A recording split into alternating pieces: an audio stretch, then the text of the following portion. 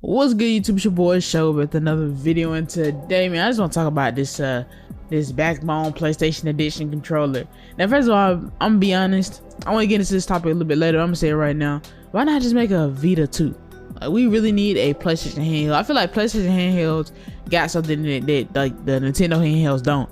Now, obviously, Nintendo's always gonna be the king of handheld systems, but if I'm gonna be honest, if you'll pay for something like this, I feel like you'll pay for like just a regular device that allows you to play remote play, not even just a game system, just a device that's like a companion app for the remote play, and then it basically gives you controllers and the screen like they do with the Vita. That's basically all I use my Vita for towards the end of the life cycle of my Vita. I want to talk about the Vita, man. I really loved PSP systems, and I really loved the Vita, even though it was so limited. Now, let me explain why. Well, from my version, from what I've heard of why the Vita failed. I heard it basically failed because in the original PSP, the software in itself was very loose. It was very loose software. Basically, you can have like a lot. Like PSP was so revolutionary back then because it was like having that portable system. It was like a portable PS2. I always looked at it as like a portable PS2 because a lot of the PS2 games they would get chopped up and ported into like the PSP.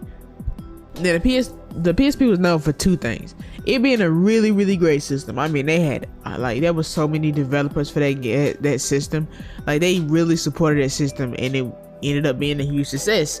But not really, because it was also one of the most hacked firmware pirated systems that you could ever play on. Like, everything was pirated on that PSP. Like, most people, even people that wasn't really into like doing any of that, they was able to basically like soft mod or hack or get into their PSP in some way. I remember back in the day, I had to hack PSP. I wasn't really even into that scene. Now, I had ended up getting it from another friend, and he wasn't really into that scene either. So it was just like, they were so easy to be like modded, so easy to kind of crack open the software and basically put whatever you want up there. A lot of people was playing like GameCube games and stuff. I remember people playing like Emerald and stuff on the PSP. PSP was so broken into that even now, even today, like the best working emulator, like the emulator that has like progressed so far that they can upscale stuff to 4K, is the PSP emulator. Because it's honestly, the software is just so easy to get into.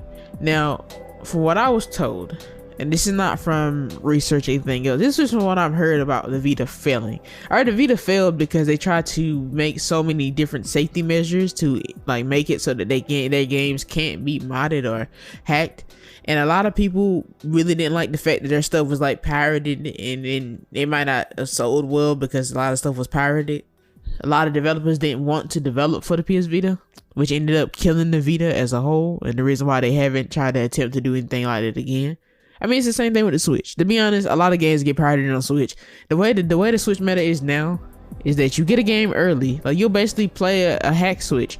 You'll get a game a week early, and then be already finished the game before the game even comes out. Like, there's leaks are bad with the actual Switch, but yet the Switch is still a hugely successful system. I think that we can get a new PS Vita in today's climate, and if they made it correctly, it could be interesting.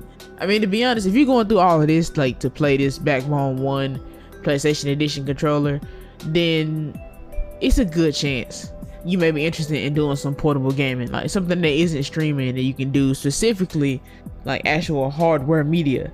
That's why I think we need another system. Like, we need another portable system for PlayStation. I mean, Xbox really never tried to do anything like it. The Nintendo, honestly, their company has pretty much solidified themselves in the portable gaming market. But I mean, you have the Steam Deck now. The Steam Deck is something I really want to get my hands onto. Like, that, as a person who loves technology and loves tech, that's one thing I really wanted to do. I want to use one of those. I want to play on one of those. Because the thing about the Vita and the PSP, they offer things that Nintendo couldn't give us with the Game Boy Advance and the DS and all of those. They offered like games that felt like AAA titles. Not saying that there weren't AAA titles on the DS. I don't want to come off as saying that the DS was like a terrible system, but just to the simple fact that PSP just felt different. Of course, it was like one of the first systems to have an OLED screen, the Vita was, which is why, even though you may look at your Switch, if you don't have the OLED version and you play like the PS Vita regularly, you may did notice the difference, to be honest. I mean, even today I'm thinking about getting a PSP again. It's like maybe the regular PSP, But since, like I said, the emulator is so good for the regular PSP, it's really pointless because you can get it on pretty much anything, any phone, anything you can get it on. I honestly would love for Vita 2 to come out of nowhere. We probably won't never get another PlayStation handheld. I honestly do believe they're pretty much done with PlayStation handhelds, because the first one was hacked into infinity. The second one was so tightly guarded that nobody wants to play games on. Nobody wants to make games for it. What's the point of making a game? And all the systems that was surrounding the Vita had to be tied to your account, so it was like a lot of issues with security because they were so worried that every game was gonna get pirated again, only for the Vita to get cracked open. Like, you know, now I think now you can actually like hack a Vita or mod a Vita or whatever and do the same thing that they tried to avoid doing.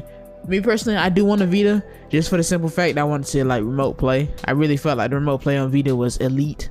Even something that would connect like through a wire or through some media where it wouldn't be lag or issues if you had low latency internet. That would be cool. I'll be honest, that would be cool to me. I would really enjoy that, just to have something to play PlayStation games portable. Because to be honest, man, when you're playing like a JRPG or something, you can just play on your phone. It's not really that difficult. Like, you can just press the buttons on your phone and just kind of get into it with your phone. Because those games don't require actual movement.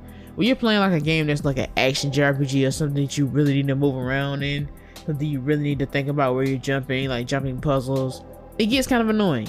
It does. And I can see where this controller would be an asset. I guess what I'm saying, man, give me the controllers, attach them to an OLED screen, and have it, the only thing it can really do is access remote play and give you like an actual remote play device. I'd probably be okay with that, if I'm being honest. I would definitely be okay with that. Speaking of that, they also had the Vita TV, which I always wanted one, but they sold out of them so quickly, and I don't think they're selling it anymore ever. They were basically like, from what I've heard, they were basically like remote PlayStations you can plug up into another room and just use them to remote play to another TV. And what I'm seeing on eBay, they pretty much they run from like 100 to like 150. And I'm not saying I wouldn't get it, but I really wanted it back in the day because it was an interesting piece of tech I really wanted to get into. But if I'm gonna do all that, I'll just probably buy a Vita for the portable aspect. But with that being said, guys, how do you feel about the PSP circuit? Like, how do you feel about the PSP as a whole? How you feel about this backbone controller? I feel like it's cool. It's a cool thing. I'm not even gonna hate on it. Normally I would hate on something like this. I feel like it's unnecessary. But for me, after playing with like the Hori Split Pad Pros, I think that's what they call the special controllers for Switch, I honestly couldn't go back to regular controllers for Switch. I really couldn't. So people who are playing like remote play and they play excessively, these controllers are kind of light and you can kind of carry them with you. And you know, I definitely feel like it's a decent product to really think about getting into. It gives a lot of merit to how you actually play your game and how comfortable and relaxed you feel while playing your game. So I do like to kind of pay out for things of that nature. But with that being said, guys, I'll see you guys next video.